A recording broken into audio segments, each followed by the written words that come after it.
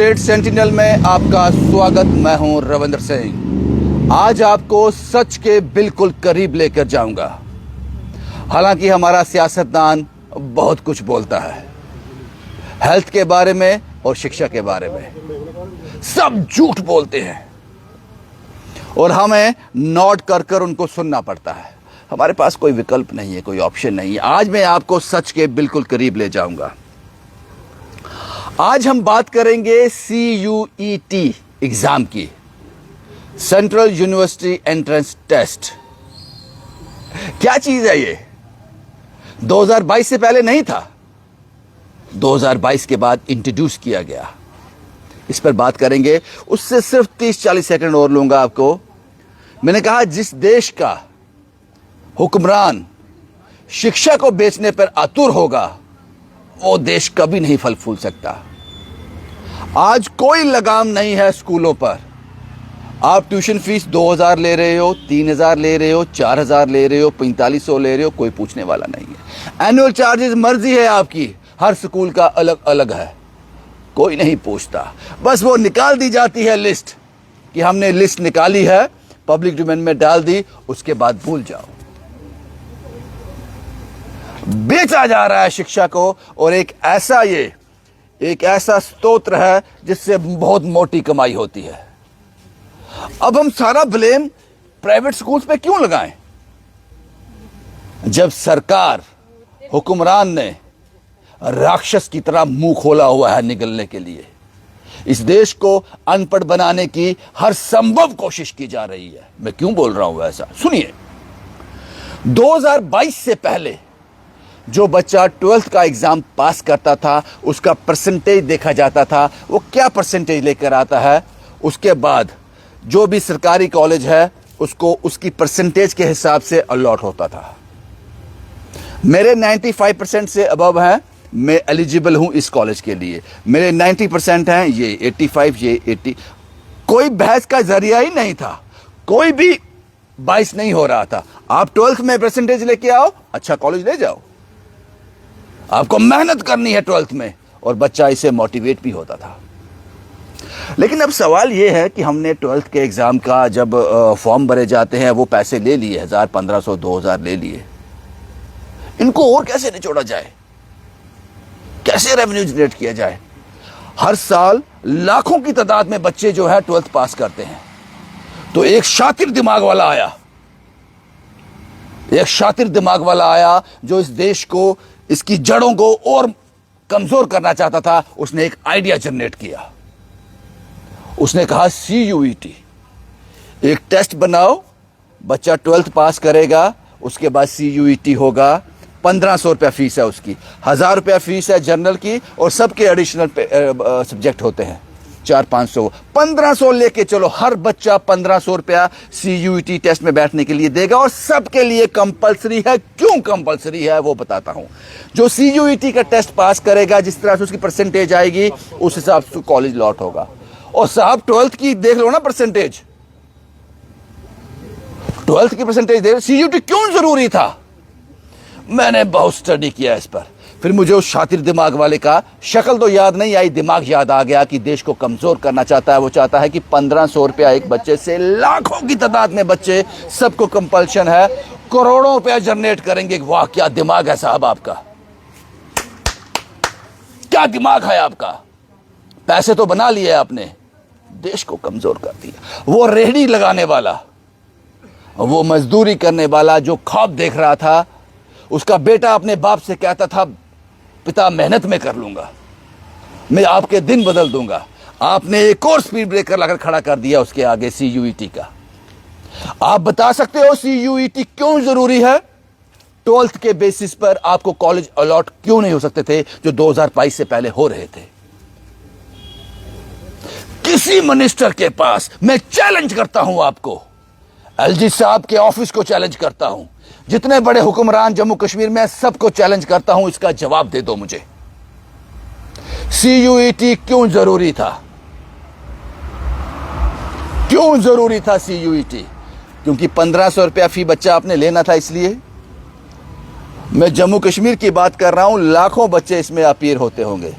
भारत की तो बात छोड़ो, सिर्फ माइंडसेट है पैसा कैसे निकालना है। तो उस रेहड़ी वाले के लिए कुछ आपने डिस्काउंट रखा है? आप कह दो जिसकी इनकम जो है 50,000 से ज्यादा है मंथली, वो सीयूईटी में बैठेगा, क्योंकि देश को मजबूत करना है। आपने देश को मजबूत नहीं किया, आपने उस रेहड़ी वाले को, उस दिहाड़ी लगाने वाले के बच्चे को मानसिकता पर ऐसी चोट की है, वो पढ़ाई में उसका मन लगेगा ही नहीं। वो बाप सोचेगा कि मुझे रेहड़ी का काम करना है, 100, 200, 300, 400 शाम को लेके जाऊंगा, जिससे मैं बाप की दवाई लूं, घर का राशन लूं, या अपना खून बेचकर अपने बच्चे की फीस जमा करवाऊं। ये सीयूईटी क्यों जरूरी था? कारण बताओ। मैं सभी भाजपा के नेताओं से पूछना चाहता हूं, नेशनल कॉन्फ्रेंस के नेताओं से पूछना चाहता हूं, एडमिनिस्ट्रेशन में बैठे हुए लोगों से पूछना चाहता हूं। मुझे जवाब दिया करो, मुझे जवाब मिलते नहीं साहब मेरी बातों के। एक बच्चे ने 12th क्लियर किया, उसके परसेंटेज के हिसाब से कॉलेज अलॉट करो। सिर्फ रेवेन्यू जनरेट करने के लिए आपने सीयूईटी बना दिया। पता नहीं मैं सही हूं या गलत, इसका जवाब मैं पिछले 1 हफ्ते से ढूंढ रहा हूं, नहीं मिलता। बात 1500 तक खत्म नहीं हुई है अभी। मुझे समझ नहीं आता, जिस दिमाग ने सीयूईटी बनाया उसको सैल्यूट करूं या लानत भेजूं उसको। उसके बाद जो सेंटर बनेगा, लुधियाना, पंजाब, चंडीगढ़, पता नहीं अगली बार आप मलेशिया ना भेज दो, वो खर्च कौन बेयर करेगा? आने जाने का, वहां रुकने का, क्योंकि एक दिन में पेपर नहीं होता है, एक दिन फिर 2 दिन छोड़कर। आपने हर संभव कोशिश की कि गरीब के बच्चे को रोक दिया जाए, उसको अनपढ़ रखा जाए, ताकि वोट डालते समय वो कुछ सोच समझ ना सके। शायद यही सोचा होगा आपने। जवाब चाहिए मुझे, सीयूईटी क्यों जरूरी है?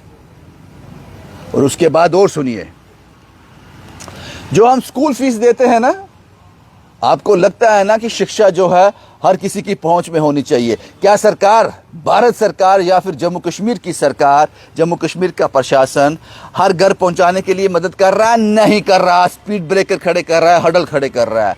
18% टैक्स है आपकी ट्यूशन फीस पर, और आपके किसी कोचिंग सेंटर में आप बच्चे को डालते हो पढ़ने के लिए, 18% टैक्स है उसमें, शिक्षा पर भी। कैसे आप कहोगे कि मेरा भारत पढ़ जाए? भारत पढ़ गया। अगर आपने ये आसान कर दिया तो जाहिर सी बात है फिर वो वोट सोच समझ कर डालेगा। आपके धर्म के चक्रों में नहीं आएगा, वो हिंदू, मुसलमान, सिख, ईसाई के इस चक्कर में नहीं आएगा। वो डेवलपमेंट के बारे में सोचेगा अगर उसका दिमाग डेवलप हुआ होगा। आपने वही ब्रेक मार दी, ये सीयूईटी 18% टैक्स लगाकर वहीं पे रोक दिया। 40 से 45% भारत की आबादी वहीं रुक जाती है।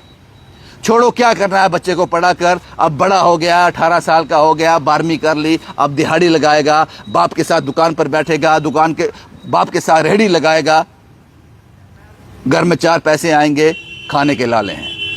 यहीं पर आपने भारत को रोक दिया।